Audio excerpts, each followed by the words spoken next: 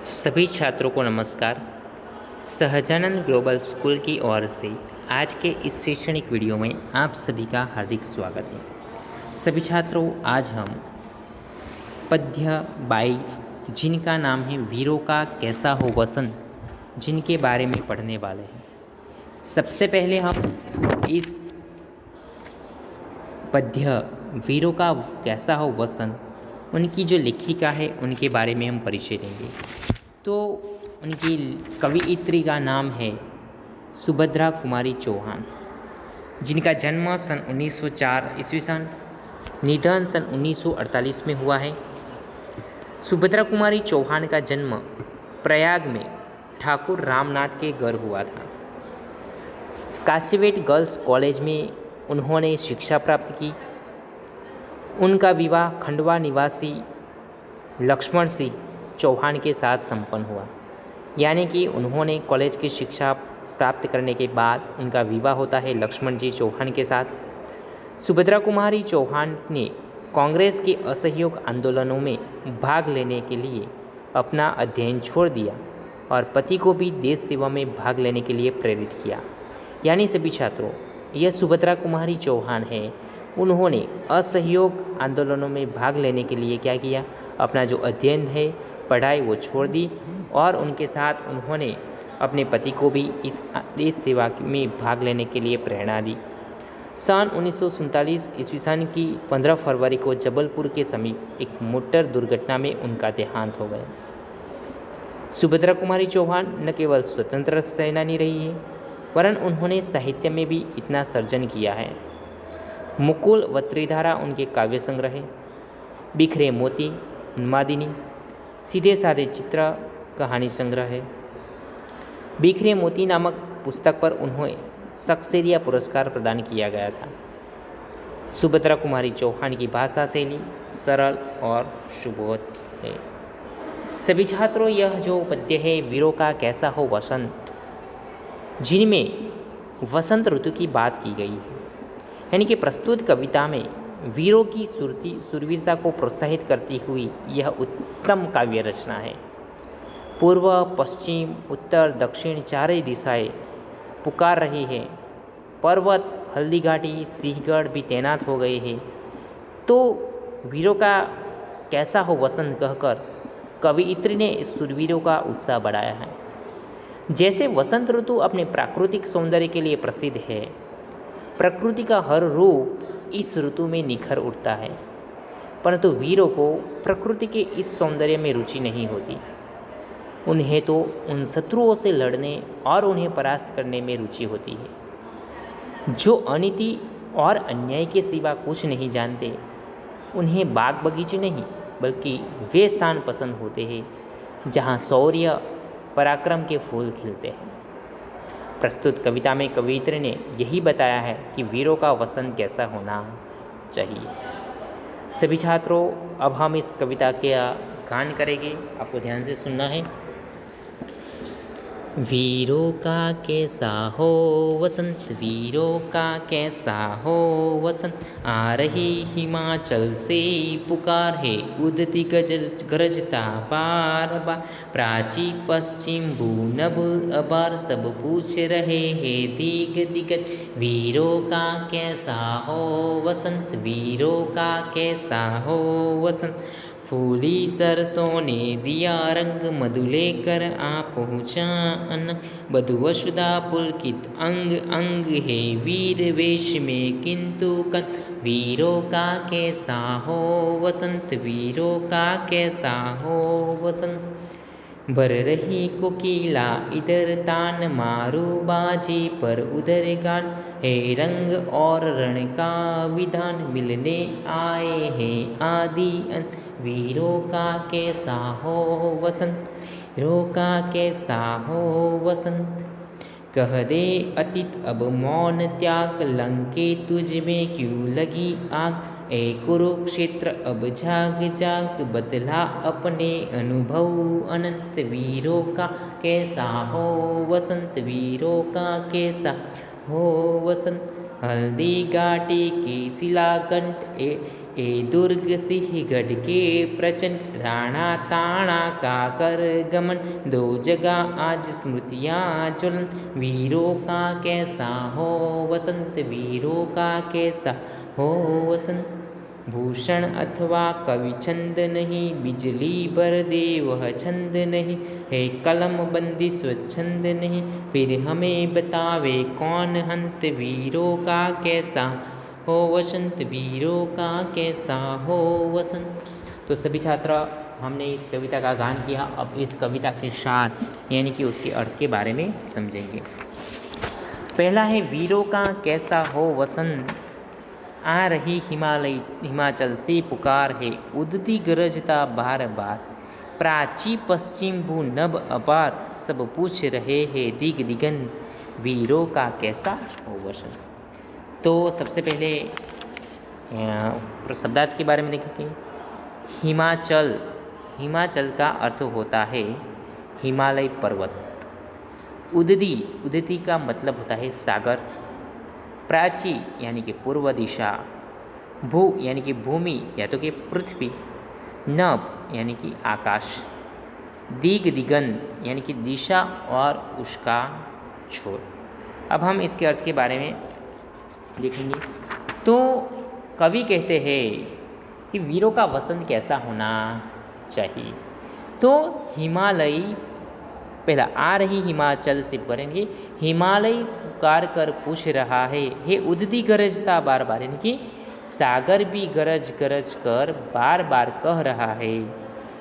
प्राची पश्चिम भूनम यानी कि पूर्व पश्चिम पृथ्वी आकाश सब पूछ रहे हैं कि वीरों का वसंत कैसा होना चाहिए।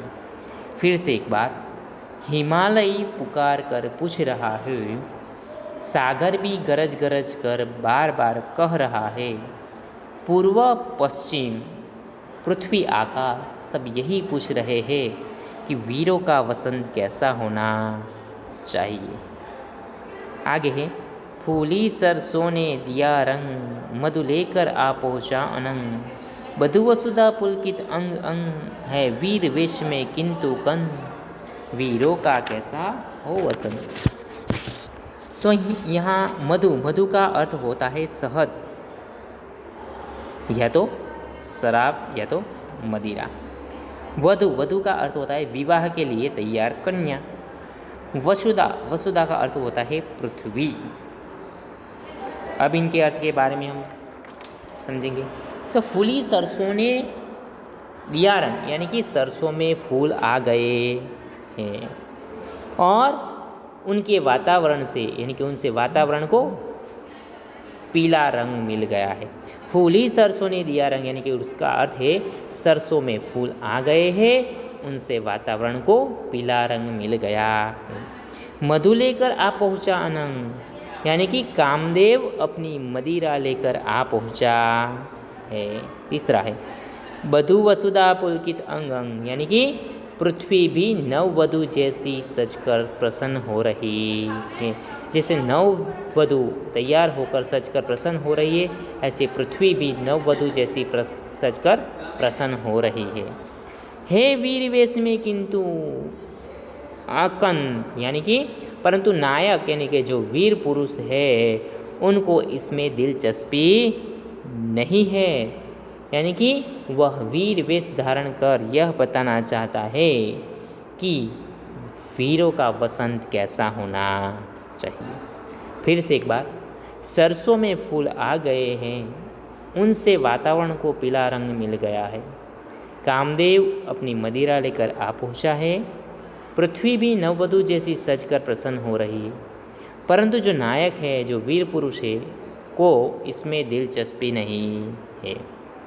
यह वीर वेश धारण कर कर यह बताना चाहता है कि वसंत कैसा होना चाहिए। आगे, बर रही कोकिला इधर तान मारू बाजे पर उधर गान हे रंग और रण का विधान मिलने आए हैं आदि अंत वीरों का कैसा हो वसंत। कोकिला यानी कि कोयल की बात की गई है। मरु यानी कि रेगिस्तान। रण, रण का अर्थ होता है युद्ध। विधान यानी कि तरीका या तो पद्धति। अब उसका अर्थ है भर रही कोकिला इधर तान, यानी कि इस इधर कोयल ताने भर भर कर कूक रही है। मारू बाजे पर उधर गान, लेकिन उधर युद्ध के बाजे बज रहे हैं। है रंग और रण का विधान, यानी कि एक और वसंत का रंग है और दूसरी ओर युद्ध की तैयारी है। मिलने आए हैं आदि, ऐसा लगता है जैसे आदि और अंत के रूप में जीवन के दो पहलू मिलने आए हैं और पूछ रहे हैं कि वीरों का वसंत कैसा होना चाहिए। फिर से एक बार, इधर कोयल ताने भर भर कर कूक रही है और उधर युद्ध के बाजे बज रहे हैं। एक और वसंत का रंग है और दूसरी ओर युद्ध की तैयारी है।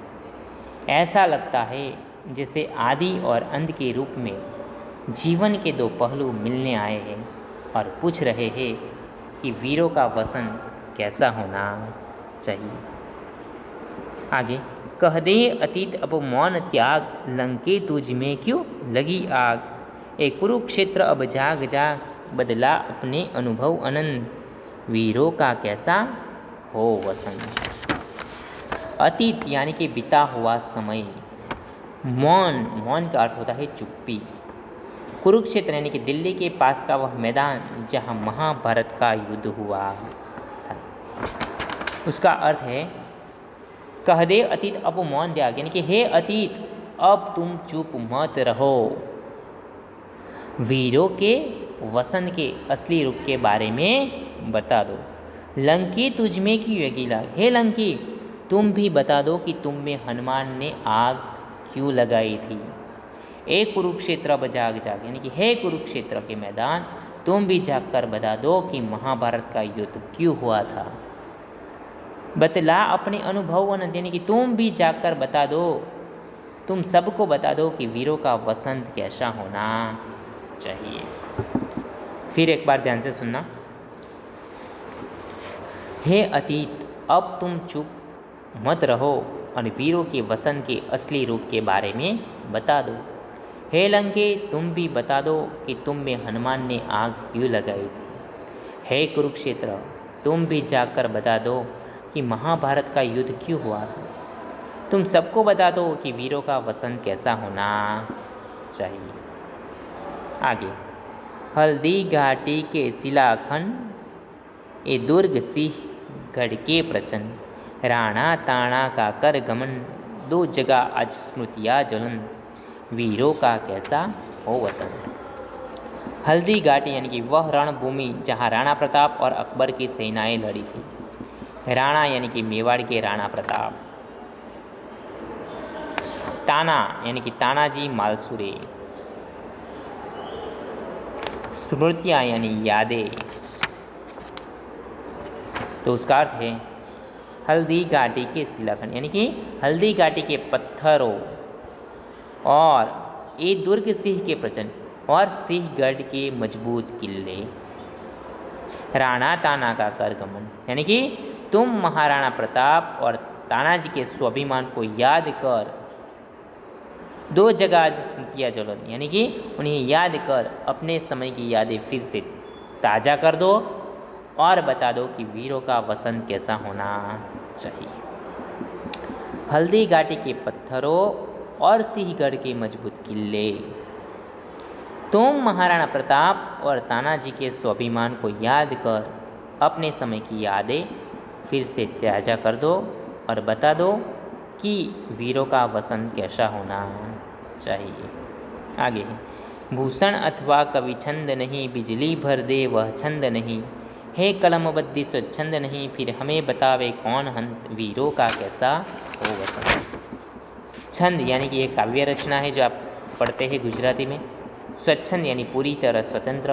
हंत यानी कि दुर्भाग्य। सभी छात्रों, यहाँ भूषण का अर्थ है ये वीर रस के कवि थे। छत्रपति शिवाजी के दरबार में इनका प्रतिष्ठित स्थान था। चंद की बात की गई है तो कि चंद बरदाई, ये जो पृथ्वीराज चौहान के मित्र और वीर रस के कवि थे। इन्होंने पृथ्वीराज चौहान की वीरता का वर्णन करते हुए पृथ्वीराज रासों की रचना की है। अब इनका अर्थ समझेंगे हम। भूषण अथवा कवि छंद नहीं, यानी कि आज भूषण और अथवा चंद बरदाई जैसे वीर रस के कवि नहीं है। बिजली भर दे वह छंद नहीं, यानी कि ऐसे छंद भी नहीं है जिन्हें सुनकर लोगों में बिजली भर जाए। एक कलम बद्दी सो छंद नहीं, इसके अतिरिक्त हमारे पास हमारी कलम है, पर कलम पर भी पाबंदी रखी है। खुलकर कुछ लिखना भी संभव नहीं है, फिर हमें बतावे कौन हंत वीरों का कैसा होवन, यानी कि दुर्भाग्य है, फिर हमें कौन बताए कि वीरों का वसंत कैसा होता है। फिर से, आज भूषण अथवा कवि चंद बरदाई जैसे वीररस के कवि नहीं हैं, ऐसे छंद भी नहीं हैं जिन्हें सुनकर लोगों में बिजली भर जाए। इसके अतिरिक्त हमारी कलम पर भी पाबंदी लगी है, खुलकर कुछ लिखना भी संभव नहीं है। दुर्भाग्य है, फिर हमें कौन बताए कि वीरों का वसंत कैसा है। तो सभी छात्रों, आशा करता हूँ कि आपको इस काव्य के सार यानी कि अर्थ के बारे में आपको समझ में आया होगा। एक बार आप ध्यान से सुनेंगे तो आपको ज़रूर समझ में आ जाएगा। तो यहाँ हमारा पद्य 22 वीरों का कैसा है वसंत यह पूर्ण होता है। अब हम शब्दार्थ के बारे में चर्चा कर चुके हैं, लेकिन फिर से आपके किताब में जो दिए गए हैं, उदधि इसका अर्थ होता है समृद्ध, प्राची यानी कि पूर्व दिशा, नभ आकाश, दिग दिगंत यानी कि अनंत, मधु यानी कि भौरा, वसुधा उसका अर्थ होता है पृथ्वी, कंत यानी कि स्वामी, मारु यानी कि ऐश वाद्य तंत्र, अतीत का अर्थ होता है भूतकाल, गमन यानी कि अभिमान। अब हम स्वदेह के प्रश्नों के बारे में चर्चा करेंगे। सबसे पहला प्रश्न है, एक एक वाक्य में उत्तर दीजिए। पहला है, बार बार कौन गरजता है? उत्तर है, बार बार समृद्ध गरजता है। दूसरा प्रश्न है, प्रकृति के तत्व क्या पूछ रहे हैं? उत्तर, प्रकृति के तत्व पूछ रहे हैं कि वीरों का वसंत कैसा होना चाहिए। तीसरा प्रश्न है, वधु वसुधा में क्या परिवर्तन आया है?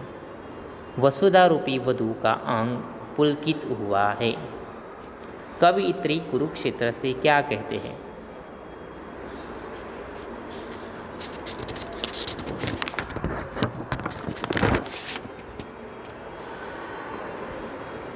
तो कवयित्री कुरुक्षेत्र से कहते हैं कि तुम जाकर देशवासियों को अपने अनंत अनुभवों के बारे में बताओ। पांचवा प्रश्न है, कवयित्री की कलम की क्या विशेषता है? यहाँ विवस्था आवश्य, विशेषतानी जगह।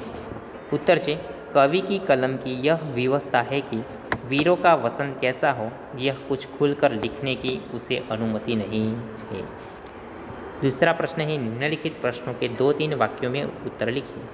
पहला है, वीरों का वसंत कैसा है वसंत ऐसा कौन कौन पूछ रहे हैं? उत्तर, वीरों का कैसा हो वसंत ऐसा हिमालय पर्वत, सागर, पूर्व पश्चिम दिशाएं, पृथ्वी और आकाश तथा क्षितिज भी यही प्रश्न पूछ रहे हैं।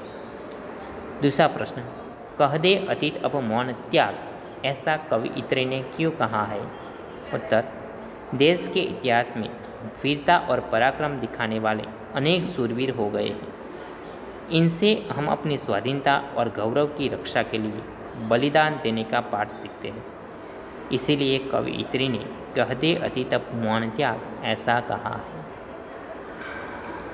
तीसरा प्रश्न है, किन ऐतिहासिक घटनाओं के आधार पर कवयित्री ने वीरों का वसंत बताया है? उत्तर है, हनुमान द्वारा लंका को जलाने, कुरुक्षेत्र में महाभारत युद्ध, हल्दी घाटी में राणा प्रताप तथा सम्राट अकबर का युद्ध, तानाजी द्वारा सिंहगढ़ विजय, ये हमारे इतिहास की बहुत प्रेरक घटनाएं हैं। इन्हीं के आधार पर कवयित्री ने वीरों का वसंत कैसा हो यह बताया है। प्रश्न नंबर 3, निम्नलिखित प्रश्नों के उत्तर विस्तार से लिखिए। उसमें पहला प्रश्न है, वीरों का कैसा हो वसंत, इस पंक्ति को अपने शब्दों में कविता के आधार पर समझाइए। उत्तर, वसंत ऋतु चारों तरफ बिखरे अपने प्राकृतिक सौंदर्य के कारण सबसे सुंदर ऋतु मानी जाती है। सुंदर, सुगंधित और रंग रंग के फूल, भौरों का गुंजन, रंग बिरंगी उड़ती तितलियाँ और सुहावनी हवा इस ऋतु की विशेषताएं हैं। परंतु यह वीरों का वसंत नहीं है। वीरों का वसंत वह है जिसमें स्वतंत्रता और स्वाभिमान के लिए संघर्ष होता है। वीरों का वसंत वह है जिसमें अन्याय और अधर्म का नाश करने के लिए शूरवीर हंसते हंसते अपना बलिदान देते हैं। दूसरा प्रश्न, हल्दी घाटी और सिंहगढ़ से कवि का क्या तात्पर्य है? उत्तर, मुगल सम्राट अकबर अनेक राजपूत राजाओं को अपने अधीन करना चाहता था, परंतु सफल नहीं हुआ। महाराणा प्रताप अपनी स्वाधीनता गंवाने के लिए तैयार नहीं हुए। अंत में हल्दी घाटी के मैदान में अकबर और राणा प्रताप की सेनाओं में भयंकर युद्ध हुआ। इसी प्रकार सिंहगढ़ भी मुसलमान शासक के अधीन था। उस पर अधिकार करने के लिए शिवाजी महाराज के वीर सरदार तानाजी ने उस पर आक्रमण किया। कड़ी टक्कर के बाद सिंहगढ़ हाथ में आ गया, पर अद्भुत वीरता दिखाते हुए तानाजी मालसूरे शहीद हो गए। कवित्री कहना चाहती है कि हल्दी घाटी और सिंहगढ़ के संघर्ष बताते हैं कि वीरों का वसंत कैसा होना चाहिए। तीसरा प्रश्न है, हे कलम बंदी स्वच्छंद नहीं, संदर्भ समझाइए। उत्तर है, वीरों का कैसा हो वसंत। यह कविता तब लिखी गई थी जब देश पर अंग्रेजों का शासन था। अंग्रेजी सत्ता ने देश में दमन चक्र चला रखा था। उस पर अंग्रेजों के अन्याय और विरुद्ध लिखना अपराध माना जाता था। ऐसा लिखने वालों को कड़ी सजा दी जाती थी। उनकी रचनाएं जब्त कर ली जाती थी। उसी संदर्भ में कवित्री लिखती है कि मेरे लिखने पर पाबंदी है, मैं चाहूँ तो भी कुछ खुलकर लिख नहीं सकती।